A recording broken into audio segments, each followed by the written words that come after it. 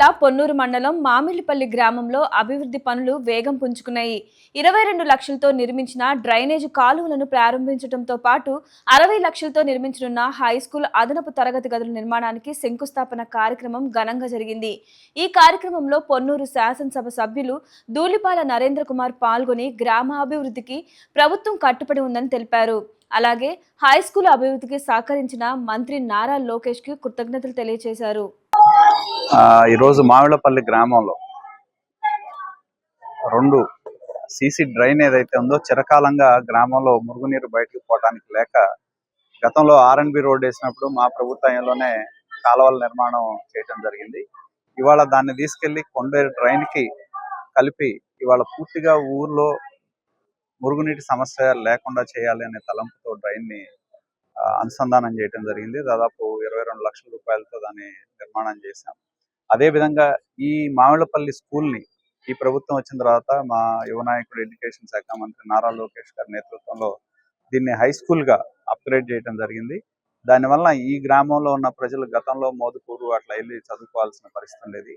ఇవాళ ఇది high school అవటం, దాన్ని హై స్కూల్గా మార్చినందుకు లోకేష్ గారికి కృతజ్ఞతలు తెలియజేస్తాను. అదేవిధంగా ఫస్ట్ బ్యాచ్ కింద ఇందాకే 10వ తరగతిలో 11 మంది పిల్లలు జాయిన్ అయ్యారు. మరి వాళ్ళకు కావాల్సిన మౌలిక సదుపాయాలు కల్పించాలనే ఉద్దేశంతో మన పక్క గ్రామమైన తొట్టెంపూడి గ్రామానికి చెందిన గతంలో మార్కెట్ యార్డ్లో సుదీర్ఘకాలం పనిచేసిన వెంకటేశ్వర్లు గారు, వారి సతీమణి ఆ గ్రామానికి సర్పంచ్గా కూడా పనిచేయడం జరిగింది. వారికి గ్రామంతో ఉన్న అనుబంధంతో వాళ్ళ కుమారుడు వీర రాఘవయ్య గారు మరి ఉన్నత స్థాయిలో IAS అధికారిగా తమిళనాడులో పనిచేస్తూ ఉన్నారు. మరి వారి యొక్క సహకారంతో తమిళనాడులో ఉన్న హోండాయ్ కంపెనీ ద్వారా దాదాపు ₹1,00,00,000తో అదనపు గదులు, కావాల్సిన మౌలికపరమైన సదుపాయాలు ఏదైతే బెంచ్లు కావచ్చు, ఫ్యాన్లు కావచ్చు, డిజిటల్ బోర్డులు కావచ్చు, వీటన్నిటినీ కూడా కలిపి ₹1,00,00,000తో ఇక్కడ అదనపు తరగతులు ఏదైతే 10th క్లాస్గా అప్గ్రేడ్ అయిన తర్వాత కావాల్సిన అదనపు తరగతుల నిర్మాణానికి ఇవాళ శంకుస్థాపన చేశాం. ఇది ఈ గ్రామానికి, ఎందుకంటే పిల్లలు ఎక్కడో తల్లిదండ్రుల యొక్క తపన గతంలో కూడా మనం చూసాం. గత ప్రభుత్వం స్కూల్స్ మూసేయటం మూలాన, స్కూల్స్ని 2 కిలోమీటర్లు, 3 కిలోమీటర్లు, 5 కిలోమీటర్లు ఉన్న స్కూల్స్ని మర్జ్ చేయటం మూలాన పిల్లలు పక్క గ్రామాలకు పంపించాలంటే తల్లిదండ్రులు భయపడే పరిస్థితి. అటువంటి దీనిలో ఇవాళ ప్రభుత్వం ఒక నిర్ణయాన్ని తీసుకొని ఇక్కడ ఈ ఊరికి హై స్కూల్ ఇవ్వటం మూలాన రాబోయే రోజుల్లో ఈ పాఠశాల మరింత ఉన్నత స్థాయికి అభివృద్ధి చెందాలని చెప్పి మనస్ఫూర్తిగా మేము కోరుతా ఉన్నాం.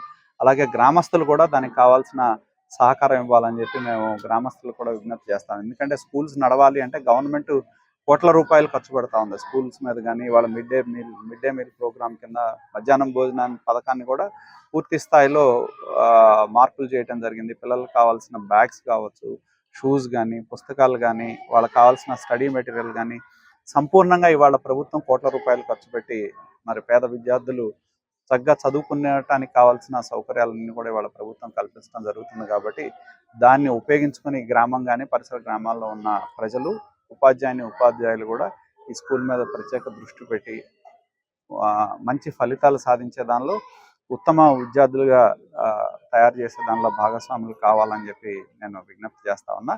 అదేవిధంగా మరొకసారి వీర రాఘవయ్య గారు ఉన్నత IAS అధికారిగా తమిళనాడులో పనిచేస్తూ ఈ గ్రామంతో ఉన్న అనుబంధంతో ఇక్కడ హోండాయ్ కంపెనీ ద్వారా ₹1,00,00,000 ఇచ్చి అదనపు భవనాలు పూర్తి సౌకర్యాలతో నిర్మాణం చేసే విధంగా వారు సహకరించి ఇవాళ వారి తండ్రి గారు వెంకటేశ్వర్లు గారు వాళ్ళ తల్లి గారి చేతుల మీదుగా వాళ్ళ ఈ స్కూల్ భవనాలకి శంకుస్థాపన చేశాం. మనస్ఫూర్తిగా వారికి కృతజ్ఞతలు తెలియజేస్తా ఉన్నాం.